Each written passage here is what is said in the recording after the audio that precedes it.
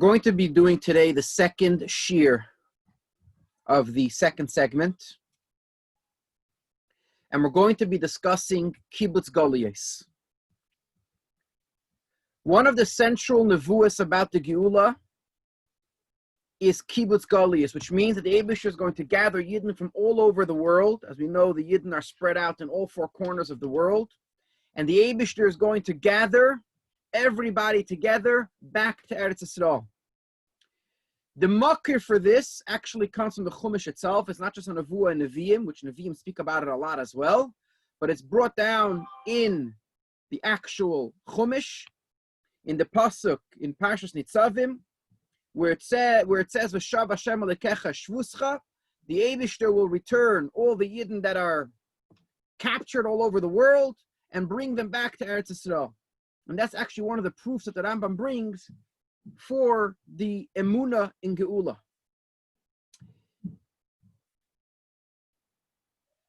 In addition to this being a nevuah, this is actually one of the simanim brought down the halacha for someone to actually become Mashiach Vadai. As brought down in the Rambam describes the steps that someone has to do until he becomes Cheskas Mashiach, and then the steps that have to happen for him to be Mashiach Vadai. Kibbutz Golios is the final step. However, Kibbutz Golios now is going to be very different than the way the Geula happened in Mitzrayim by the first Geula. By the first Geula, not all of Klal Yisrael came out of Golos. Many Yidden passed away in Mitzrayim during Makas Cheshech, and that was because they themselves did not want to leave Mitzrayim. They wanted to stay in Golos, and the Eibishter gave them, so to speak, that Rishus, okay, you're staying in Golos, no problem. And they all passed away during Makas Cheshech. There's a machlekes how many Yidden stayed behind, but more Yidden stayed behind than left. However, in this coming Geula that's going to happen now, the Kibbutz Golios is going to be very different. Every single Yid, without even one exception, is going to be gathered and brought to the Geula. As it says in the Nevuah, in the Navi, it says, "V'atem teluktu echad echad." Every single one of you will be gathered, and it's brought down in Mefarshim that the Eibishter Kaviyachal himself will take every Yid by the hand, and it's brought down that's hard work, so to speak, for the Eibishter. He's going to gather every Yid, take him by the hand, and bring him into the Geula, bring him to Eretz Yisrael. Why is this Geula going to be different? Why is this Geula of Kibbutz Golios now different than Tzias Mitzrayim? So the reason is because Yetzias Mitzrayim was before Matan Torah. However, now after Matan Torah, once there became a bond between the Eibishter and the Yidden, we became one Metzias, and we became Avadim to the Eibishter. So therefore, we can't be separated from the Eibishter anymore. Not only can we be separated from the Eibishter anymore, but to a certain extent, we don't really have true Bchira Chavshis to do against what the Eibishter wants. And therefore, being that the Eibishter wants us to leave Golos, every single Yid must leave Golos, because we're like a servant, a slave to our master, which is the Eibishter. And just like a regular servant doesn't have Bchira Chavshis not to follow what the Eibishter wants, what the Adin wants, so too, we can't not follow what the Eibishter wants. And therefore, by this Geula, because the Eibishter wants us all to leave Golos, we, so to speak, don't have that choice. Right now, it looks as if in certain situations we can do different than what Hashem wants us to do. That's true. But it's only in a very chitzainistic way. B'pnimius, every Yid is constantly connected to the Eibishter. Whatever the Eibishter wants, that's what the Yid is going to have to do. And that's why every single Yid, without exception, is going to be taken out of Golos. A deeper point is that right now in Golos, not only we're in Golos, the Eibishter himself is also in Golos. And the Geula is not only for us, the Geula is also for the Eibishter. As actually brought down in the pasuk about Kibbutz Golios, where it says, "V'shav Hashem alekecha shvuscha," the Chachamim learn out that not only are the Yidden leaving Golos, the Eibishter himself is leaving Golos, from the lashon of the pasuk. And therefore, because the Eibishter is attached to every Yid, if there's even one Yid left behind in Golos, the Eibishter is not out of Golos yet. The Eibishter himself is still in captivity, because even one Yid is going to be left behind. And therefore, by this Geula, every single Yid without exception, even Yidden that don't want to leave Golus, even Yidden that don't even know that they're Jewish, they're going to be leaving Golus and entering Geula. And not only that, the Goyim themselves, as brought down in Nevuos and Midrashim, the Goyim themselves are going to go around finding Yidden that are lost, that don't even know that they're Jewish, in their cities, in their countries, and bring them as a present to Melech HaMashiach to help the idea of Kibbutz Golios. The question is, at which stage in the Geula is Kibbutz Golios going to happen? Is it going to be in the beginning, or is it going to be in the end? So there's actually a machlekes whether Kibbutz Golios happens first and then Binyan Beis HaMikdash, or does it first happen Binyan Beis HaMikdash and afterwards Kibbutz Golios? And the different opinions bring down different psukim and Mamari Chazal that sort of prove the two different directions of which one is going to be first. But the Zohar says very clearly that first is going to be Binyan Beis HaMikdash, and afterwards will happen Kibbutz Golios. And the Rambam, which is the posek when it comes to the Geula, because there's no other posek that argues on the Rambam in most of the things about the Geula, and in this plat as well, no other posek argues on the Rambam. The Rambam paskins that first is going to be Binyan Beis HaMikdash, and only afterwards will be Kibbutz Golios. And this is the psak halacha that we follow.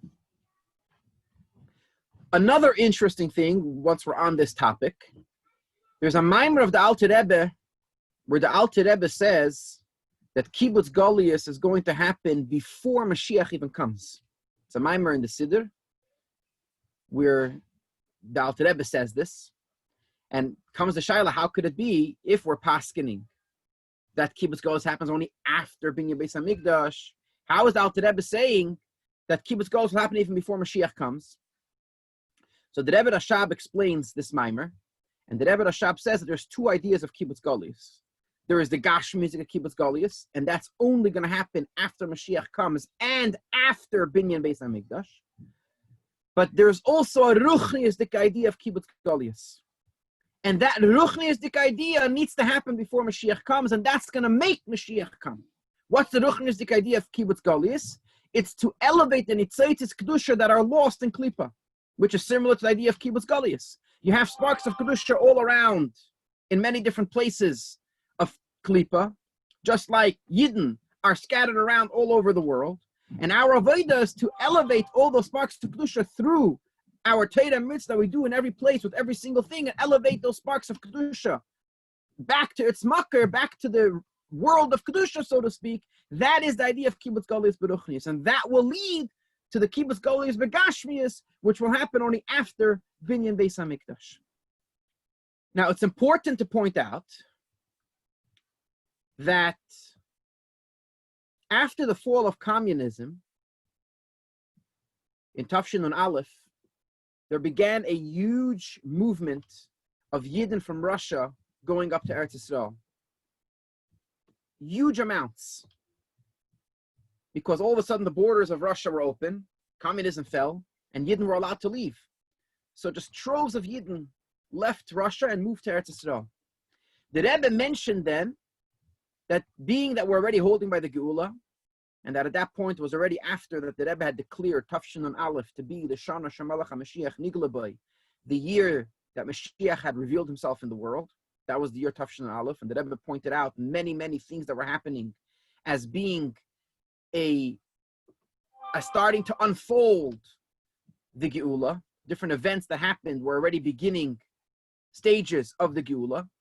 So the Rebbe also pointed out to this detail, to this event of troves of Yidden leaving Russia to go into Eretz Yisrael. The Rebbe said that this is actually a me'ain and haschala of Kibbutz Golios. It's a beginning, it's a taste and a beginning of the nevuah of Kibbutz Golios. But obviously it isn't the complete Kibbutz Golios, because the complete Kibbutz Golios is only going to happen after Binyan Beis HaMikdash. But we can already start seeing certain things of Geula starting to happen in a small way, which this is the idea of the Yidden leaving Russia.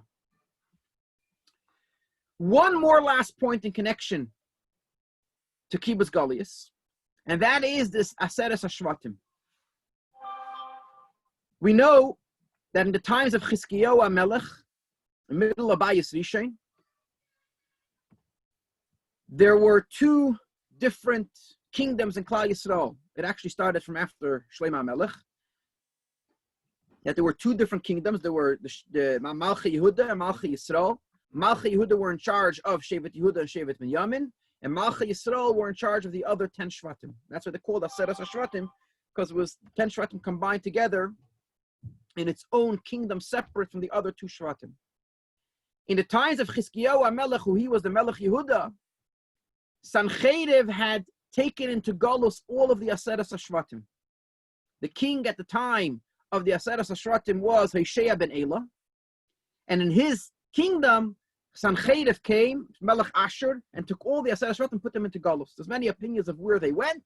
Not going to get into all the different opinions of where they were placed, but no one knows today exactly where they are.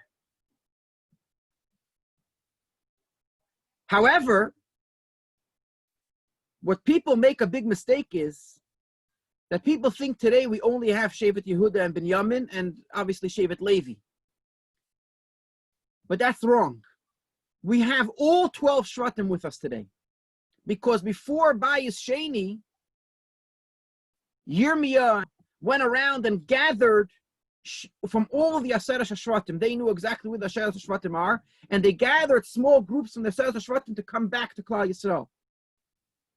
And we have all 12 Shvatim with us. We don't have all of the 12, all the people from the 12 Shvatim, because most of them stayed in Galus. They did not come back to join Shevet Yehuda and Binyamin, but there is a small amount of every single Shevet with us. So we have all 12 Shvatim today. The question is, what's going to happen to the rest of the Aseres HaShvatim that did not come back before Bayis Sheni? What's going to happen to them? Are they coming back to us by Beis Hamikdash HaShlishi, by Kibbutz Golios, or are they not? So there's actually a machlekes in the Mishnah.